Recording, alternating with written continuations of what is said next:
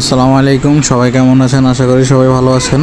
তো খামারের সম্পূর্ণ ভিডিও দেওয়ার পর অনেকে জিজ্ঞাসা করছেন যে পাইপগুলো কীভাবে দিছি, যে খামারের চারি পরিষ্কার করার পরে যে পানি বের হয়ে যাবে পাইপগুলো কীভাবে লাগাইছি। এই যে দেখেন পাইপগুলো কীভাবে লাগাইছি। পাইপগুলো প্রথমে খামার যে ফ্লোরের থেকে 2 থেকে 3 ইঞ্চি উপরে এভাবে সেট করে করে পুরা ইটের গাঁথনি করছি। এরপরে যে গরুর এই রশি বাঁধ দেওয়ার জন্য যে এই রডগুলো বসাইতেছে। এই যে দেখেন মিস্ত্রি রডগুলো বসাইতেছে কীভাবে, একদম সিমেন্ট ভালো করে গুলে রডগুলো বসাইতেছে, তার ফিট দিয়ে গাঁথনি করে দিবে। এই যে রডগুলো বসানোর পরে এই রডগুলোকে সুন্দর করে এগুলোর উপর আবার গাঁথনি করে দেওয়া হবে। এই যে গাঁথনি করে দিয়েছে সুন্দর করে, দেখেন আবার একটু স্লোপ করে দিয়েছি যেখান থেকে ওটা খাবার খাবে, যাতে স্বাচ্ছন্দ্য বোধ মতন ওটা খাবার খাইতে পারে এভাবে। আর খোপগুলো যেহেতু আমি আলাদা আলাদা করব প্রত্যেকটা চারি, তাই প্রত্যেকটা চারির মাঝখান দিয়ে পার্টিশন দিয়ে দিছি।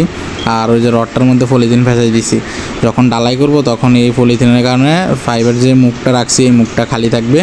আর এইভাবেই গরুগুলা স্বাচ্ছন্দ্য বোধ মতো খাইতে পারবে। আপনারাও চারিটা সুন্দরভাবে পরিষ্কার করতে পারবেন। সম্পূর্ণ চারিটা ধুয়ে পাইপের মুখটা খুলে দেওয়ার সাথে সাথে সম্পূর্ণ ময়লা পানি পাইপ দিয়ে বের হয়ে যাবে। তো আমি আপনাদেরকে দেখানোর চেষ্টা করব কিভাবে পাইপের মাধ্যমে পানিটা বের হয়ে যায়।